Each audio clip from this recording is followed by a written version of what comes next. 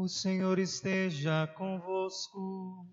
Ele está no meio de nós. Proclamação do Evangelho de Jesus Cristo segundo João. Glória a vós, Senhor.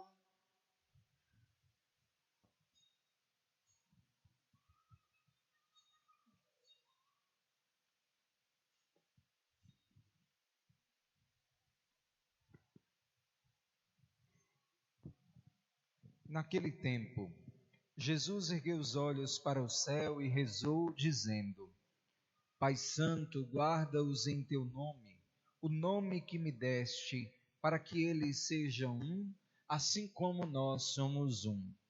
Quando eu estava com eles, guardava-os em teu nome, o nome que me deste. Eu guardei-os e nenhum deles se perdeu, a não ser o filho da perdição, para se cumprir a Escritura. Agora eu vou para junto de ti, e digo estas coisas estando ainda no mundo, para que eles tenham em si a minha alegria plenamente realizada. Eu lhes dei a tua palavra, mas o mundo os rejeitou, porque não são do mundo, como eu não sou do mundo. Eu te peço que os tires do mundo, mas que os guarde do maligno. Eles não são do mundo, como eu não sou do mundo. Consagra-os na verdade. A tua palavra é verdade. Como tu me enviaste ao mundo, assim também eu os enviei ao mundo. Eu me consagro por eles, a fim de que eles também sejam consagrados na verdade. Palavra da salvação. Glória a vós, Senhor.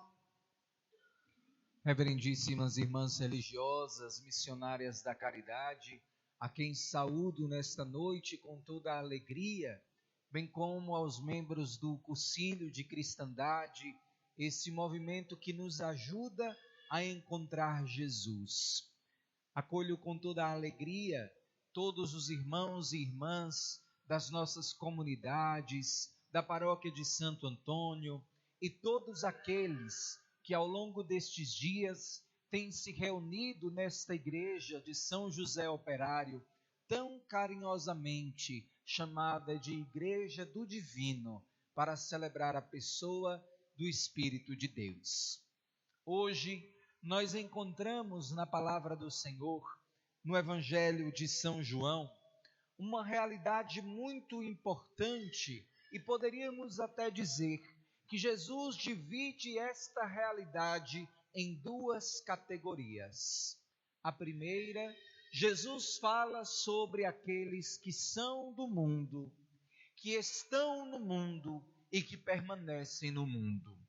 Jesus, por outro lado, fala daqueles que são do Pai, que pertencem ao Pai, e no Pai viverão no mundo sem a Ele pertencer. Meus irmãos, esta passagem é importantíssima para o segmento daqueles que desejam experimentar no mundo de hoje a graça, a misericórdia de Deus. Uma das características que Jesus dá àqueles que não são do mundo, atenção, é o amor pela verdade. Eu os consagrei na verdade, e por isso o mundo os odeia. O mundo odeia a igreja, porque a igreja é, na consciência de todos aqueles que estão no mundo, uma voz que grita a verdade que deve ser seguida. A igreja é odiada por este mundo porque não submete os seus ensinamentos àquilo que os homens gostariam de ouvir. Como é bom quando nós chegamos na igreja e o padre, desde o ambão, fala ao nosso coração palavras que nos são agradáveis.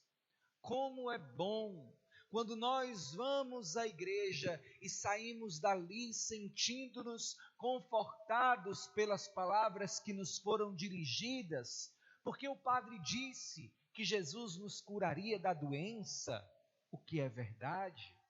Porque o Padre disse que Jesus nos consolaria em nossas dores, também é verdade. Porque alguém nos abraçou e disse o quanto Jesus nos amava, também é verdade. Mas, meus irmãos, nem sempre o padre, os ministros, a palavra de Deus nos dizem aquilo que nós gostaríamos de ouvir. E é então que a nossa reação nem sempre é a melhor. Como é desagradável quando a palavra de Deus fere a nossa conduta. Quando a pregação do Evangelho se opõe às práticas diárias que talvez fazem parte do nosso cotidiano. Como é difícil. Quando o Senhor vem como uma flecha e fere o nosso coração, dizendo que não é possível que nós sejamos consagrados na verdade e vivamos segundo o nosso modo próprio de proceder e não de Deus. Neste ponto, é preciso que nós nos perguntemos se estamos de fato vivendo como homens que pertencem ao Espírito, que se submetem às verdades do Evangelho e que procuram, portanto, adequar a sua vida aos ensinamentos de Jesus, ou se nós estamos mundanizados. O Papa Bento XVI, que se dizia com toda razão um humilde apóstolo da verdade, falava muitas vezes sobre a grande crise da relativização em todos os âmbitos. E é verdade. O que significa, padre, dentro do contexto do Evangelho de hoje e da nossa vivência, esta relativização da verdade?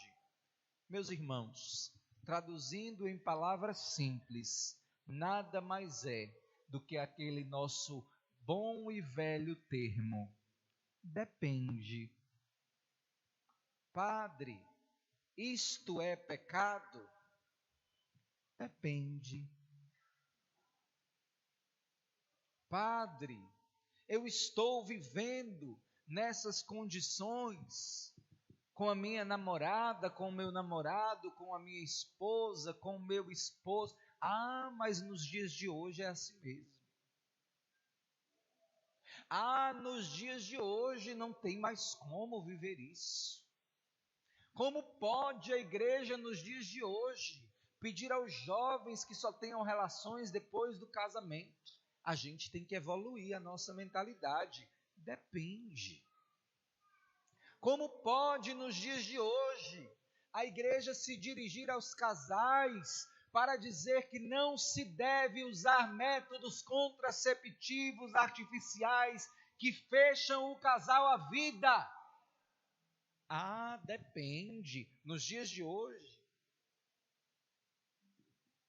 Como pode a igreja se opor à prática da homossexualidade? Nos dias de hoje.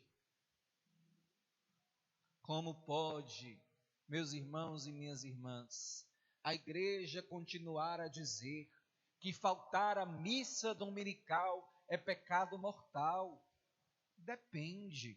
Trabalhei a semana toda, estava tão cansado. E nós começamos a relativizar o Evangelho a partir daquilo que nós pensamos. Porque não queremos ser consagrados na verdade, mas queremos, ao contrário, fazer com que a verdade vá se adequando aos meus moldes. E eu sou cristão assim mesmo e vou muito bem, obrigado. Pois eu digo para você, cuidado, porque você será julgado por isso. Eu digo para você, cuidado, porque as portas do céu estão escancaradas para aqueles que são discípulos da verdade. As portas do céu estão escancaradas para aqueles que assumiram aquilo que ensinou Jesus como um programa de vida, embora muitas vezes não consigam viver aquela realidade por fraqueza. Este é um ponto. Muitas vezes nós caímos em tentação, aliás, em tantos pecados. Eu, padre, caio, desde o nascer do sol até o seu ocaso. Nós que somos de igreja, quantas vezes cometemos falhas, erramos feio, pisamos na jaca, como costumamos dizer, pisamos sim, infelizmente pisamos, erramos, somos muitas vezes hipócritas, é verdade. Somos muitas vezes aqueles que pregam e não conseguem viver, é verdade, mas existe uma diferença. Nós estamos na luta e lutaremos até o fim. Na medida em que caímos, levantamos. O que não podemos é, para justificar a nossa consciência, é transformar o que é pecado em realidade que depende coisíssima nenhuma. Se estamos em pecado, se cometemos um erro, se desobedecemos a palavra de Deus, se desviamos-nos dos mandamentos da lei de nosso Senhor, se fomos incapazes de viver o seu amor pelos pobres, pelos pecadores, pelos marginalizados, pelas prostitutas, por aqueles que estão em situação de pecado e colocamos-nos numa condição superior, não significa que somos discípulos da verdade, significa ao contrário que estamos revestidos de uma falsa virtude para sermos bem vistos pelos homens. E é esta a casca da mentira, pior do que todas as outras. É preciso, pois, meus irmãos e minhas irmãs, a partir da mensagem do Evangelho de Jesus, entendermos que a grande peleja de um bom cristão é consagrar-se na verdade, rejeitar o pecado e assumir com misericórdia aqueles que estão no mundo para conquistá-los para Jesus. E é aqui que nós muitas vezes erramos. Para conquistarmos alguém para Jesus, nós achamos que precisamos diminuir a força da verdade. Quer ver como? Quando alguém nos pergunta sobre alguma doutrina da igreja, difícil de ser assumida pelo mundo, a gente dá um jeitinho de dizer, não é bem assim. Não é, olha, é mais ou menos isso. E começamos a negociar a verdade. E começamos a negociar o Evangelho, achando que diminuindo o preço do Evangelho, nós vamos alcançar muita gente. Sabe, meus irmãos, o que é pior que uma igreja vazia é uma igreja cheia de gente vazia. Nós não queremos uma igreja cheia de gente vazia. Nós não queremos uma igreja cheia de infidelidade. Nós queremos, quem sabe, uma igreja vazia, mas cheia de verdade. Cheia de unção. Cheia de peleja na luta contra a mentira, na luta contra a mundaneidade, contra a vaidade, contra os falsos reconhecimentos. Porque, meus irmãos, não chegamos e estamos distantes de termos esta intimidade como tinha Jesus e o Pai, de não haver em nós mentira alguma. Que Ele tenha pena de nós, mas que nos impulsione a seguir nesta busca constante de sermos consagrados na verdade, como a palavra de Deus nos quis e nos desejou, porque em nós não deve haver negociação das verdades essenciais do Evangelho, mas ao contrário, um anúncio intrépido ao mundo de que Jesus Cristo, no Espírito, íntimo com o Pai, é a verdade que nos libertará. Amém.